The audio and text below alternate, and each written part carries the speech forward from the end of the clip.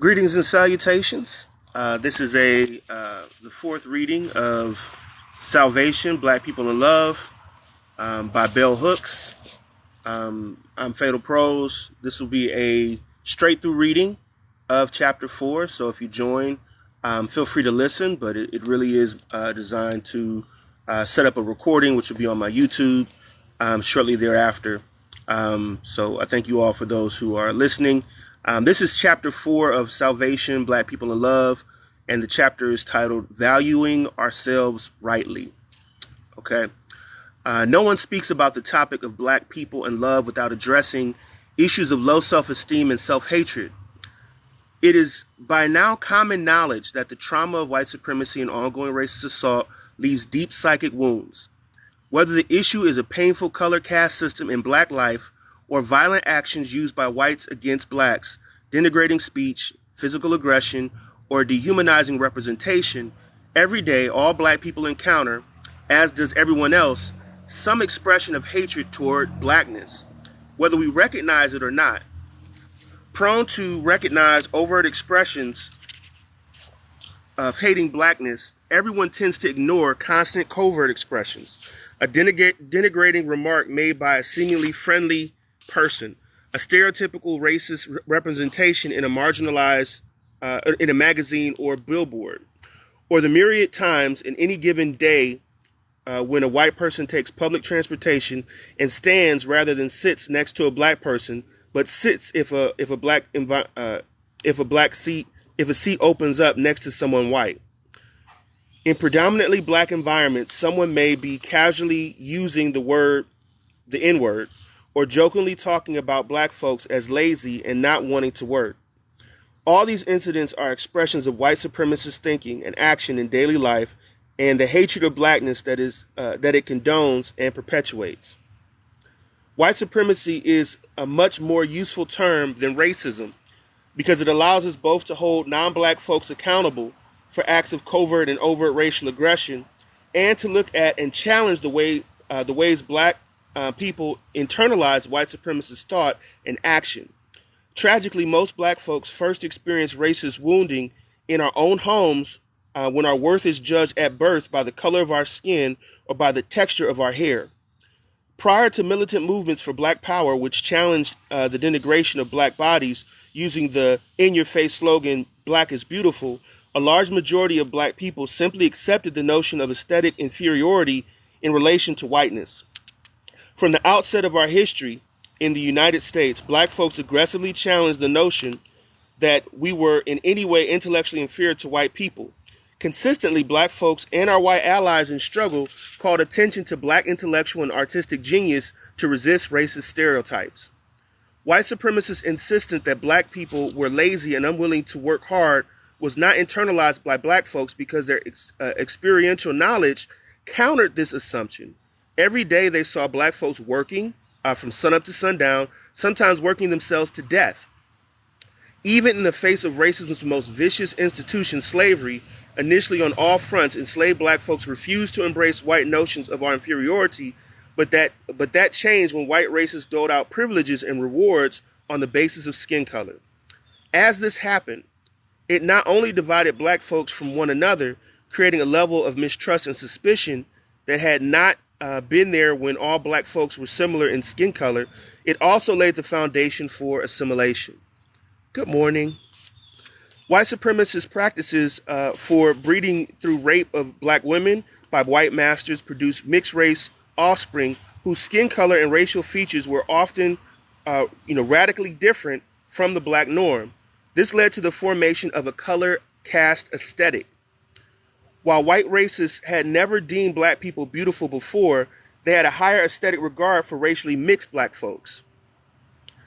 When that regard took the form of granting privileges and rewards on the basis of skin color, Black people began to internalize similar aesthetic values.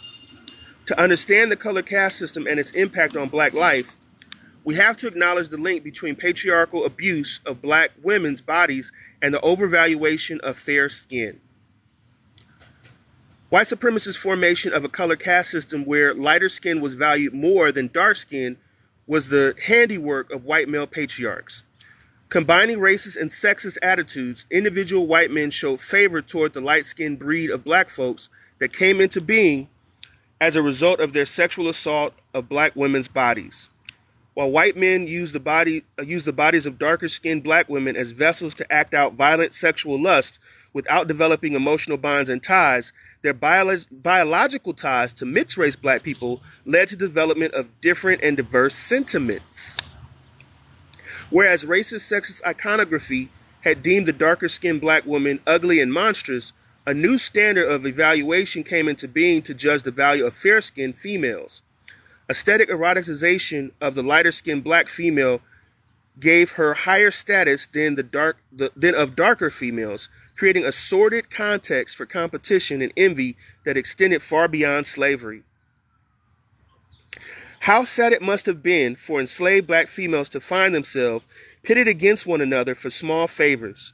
Just as the dehumanization via objectification of enslaved black women's bodies was spearheaded by patriarchal white males, enslaved black males who embraced patriarchal thinking, no doubt the notion that women were inferior to men was already ingrained in their psyche before coming to the so-called New World, as women were subordinated to men in most archaic societies globally.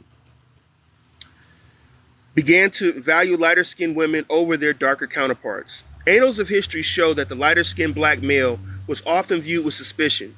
He was seen as a threat to white male power. The lighter-skinned female was seen as a more likely to affirm and uphold patriarchal white male power. As the object of white male desire, she was perceived as a creature the white male could subjugate at will.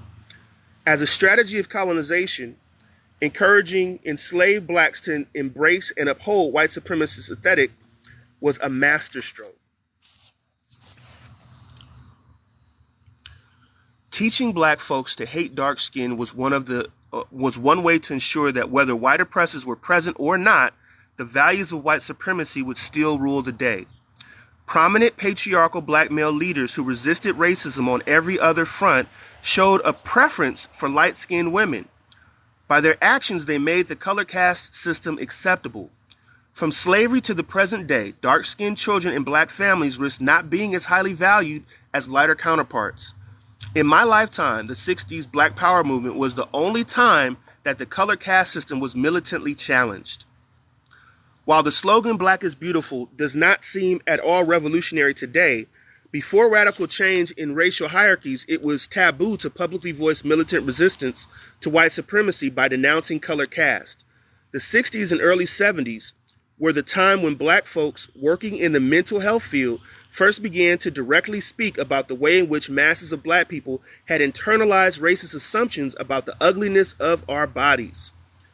The interventions created by the civil rights struggle and militant black resistance to white supremacy effectively raised consciousness and helped many black folks to divest themselves of white supremacist thinking.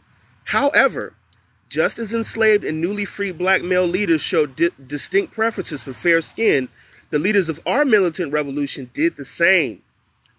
They preached love of blackness even as they continued to give preferential treatment to those females who were lighter or, in some cases, white.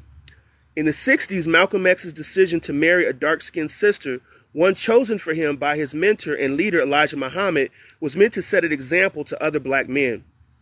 Undoubtedly, male preference for black fair-skinned partners led black mothers to feel that birthing fair-skinned children, especially if they were female, would heighten their chances of surviving and becoming a success.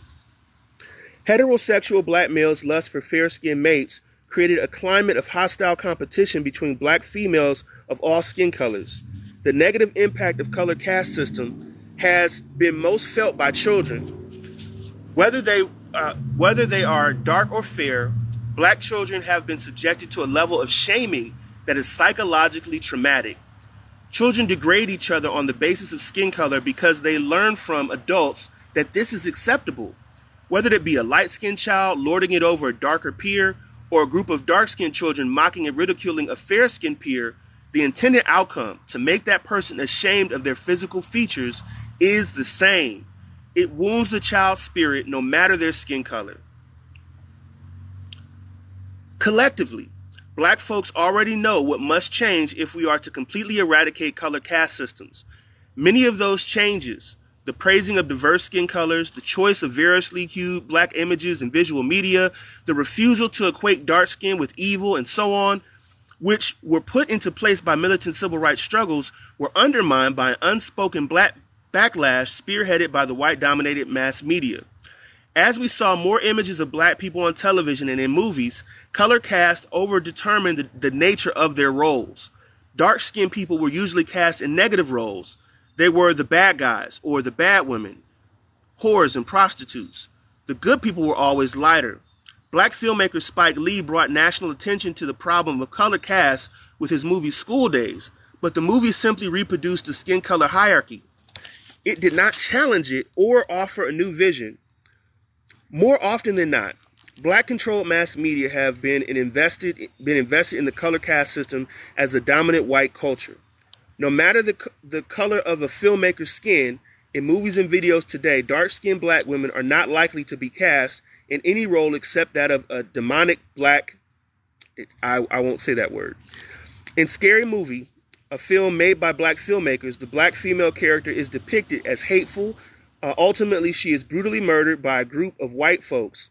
Indeed, media fixation or mixed race beauty has led to the institutionalization in the mass media of a color caste system similar to the one that reigned supreme in the Jim Crow years of racial apartheid. This is Bell Hooks. Yes, I'm reading from Salvation, Black People in Love, and I'm in chapter 4, and just reading straight through. I'll open up for discussion in a later live.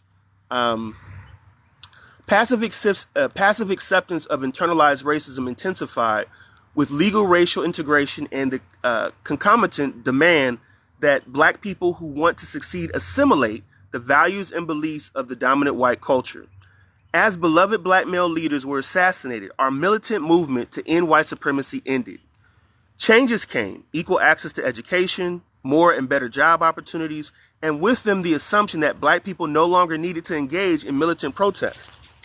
By the end of the 70s, black people were ready to sit back, relax, and live the American dream like everyone else. There was no longer an organized radical anti-racist movement to monitor whether or not all the changes were having a positive impact on black life. On the other hand, one of the more serious changes, racial integration of public schools, gave black children equal access to the same levels of information offered white children who attended these institutions. But on the other hand, it meant we were now being taught for the most part by unenlightened white teachers with biased perspectives. Usually racist biases inform the knowledge black children received, and on a more concrete level, the personal politics of white supremacy could be reenacted. The most rewarded black children were often those who were more docile and subordinate. The fairer they were, the more likely they were to be treated by teachers as capable of performing well.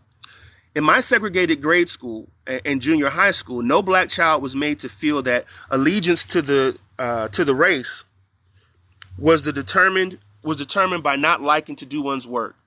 If you played violin, studied French, or loved physics, no one could taunt you that these passions were expressing a desire to be white, as everyone was black, including our teachers. That changed with racial integration. In the predominantly white high school, one of my most attentive, caring white teachers also told me repeatedly that I would never have a black male partner because I was smart. There were no black males in this gifted class in these schools. Their absence was not because they were not smart. It was indicative of the desire of white racists to keep black males away from contact with white females. Often, black children were told at home that they needed to uplift the race by studying hard and proving their worth. Not wanting to worry and upset parents, black children of all classes usually did not share the various racist assaults they encountered in schools.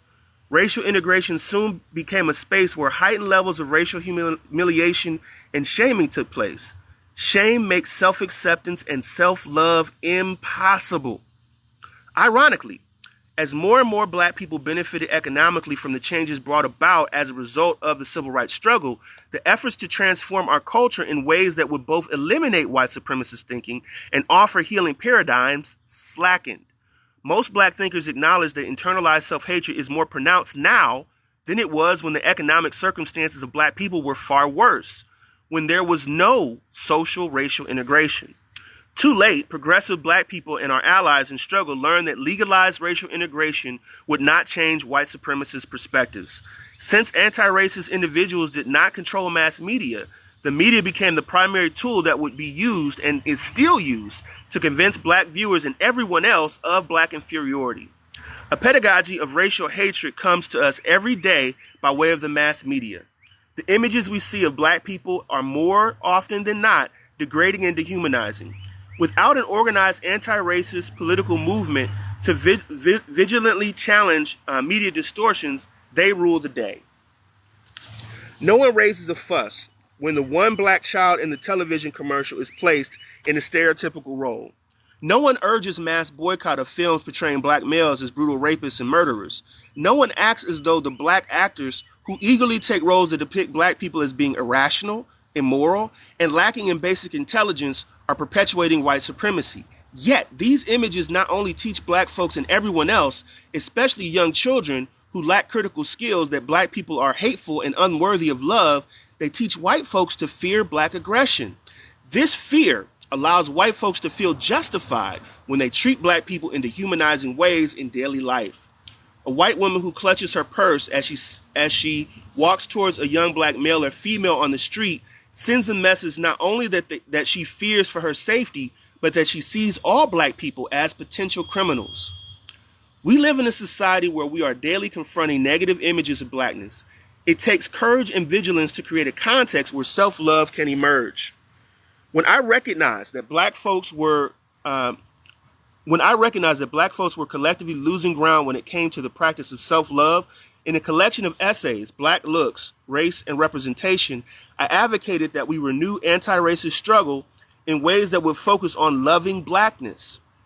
In an essay titled Loving Blackness as Political Resistance, I called attention to the reality that to end white supremacy, we must create the conditions not only for black people to love blackness, but for everyone else to love blackness. All black folks who love blackness recognize that it is not enough for us to be decolonized, that the black folks we work with, who teach our children and so on, need consciousness raising that will enable them to see blackness differently. I concluded this essay by stating, collectively, black people and our allies in struggle are empowered when we practice self-love as a revolutionary intervention that undermines practices of domination. Loving blackness as political resistance transforms our ways of looking and being, and thus creates the conditions necessary for us to move against the forces of domination and death and reclaim black life. Loving blackness is more important than gaining access to material privilege. We know that many successful black people have assimilated white supremacist thinking and feel themselves and other black people to be unworthy, even though they may live and act as though they are the exception to the rule. The issue of loving blackness goes beyond the question of race. Focus on racist assaults on black self-esteem has often caused us to ignore the impact of class. Even though we know that masses of black people are poor, we have often not linked the perpetuation of low self-esteem among non-privileged groups to the way all poor people are looked down upon in the society and treated accordingly.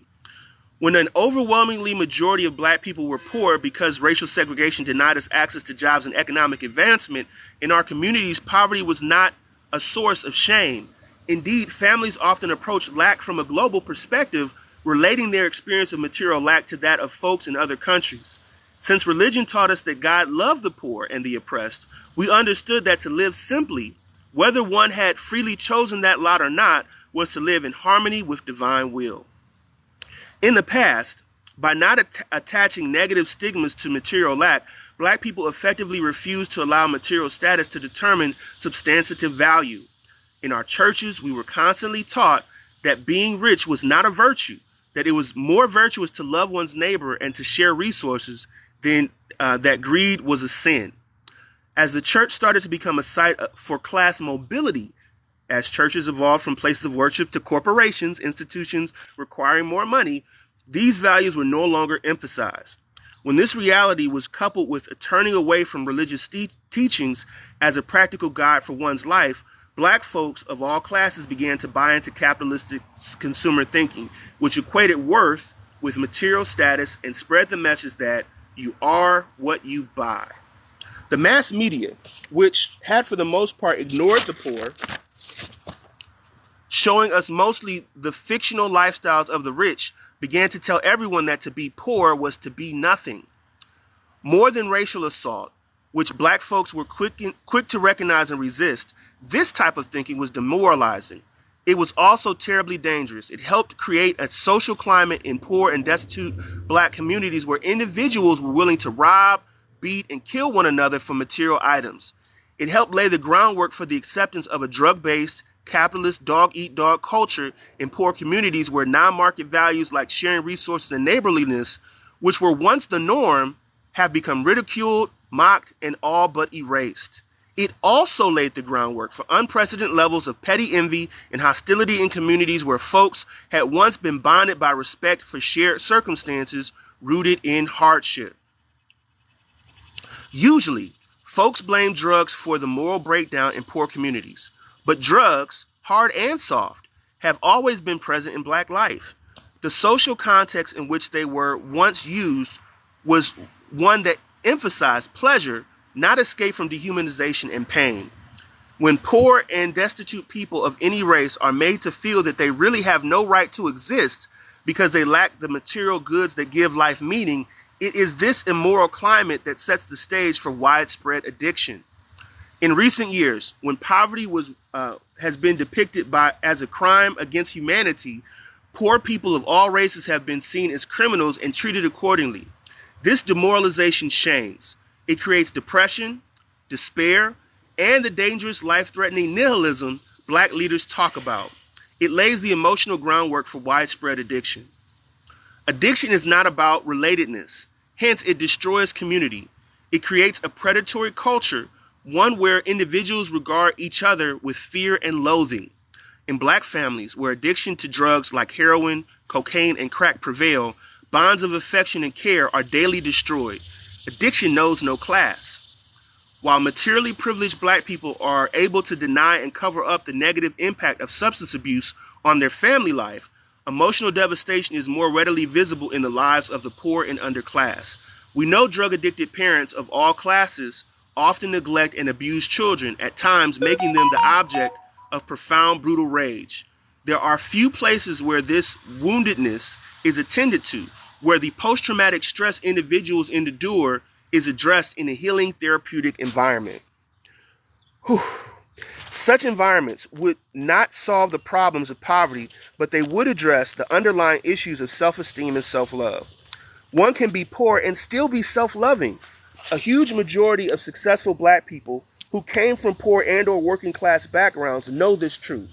Just as material privilege will not ensure that any of us will be self-loving, poverty does not create low self-esteem and self-hatred. Until black people of all classes are willing to challenge negative attitudes towards the poor, greed will continue to be the force that ravages all of our diverse communities. Greed is sanctioned by those at the top of our class hierarchies and trickles down. The rich who condone exploitation, murder, and slavery in order to maintain their wealth are no different from the poor who prey on one another in order to satisfy material longings. Greed manufactures hate. Without challenging the politics of materialist greed, we cannot create the climate in black life that will allow us to embrace non-market values.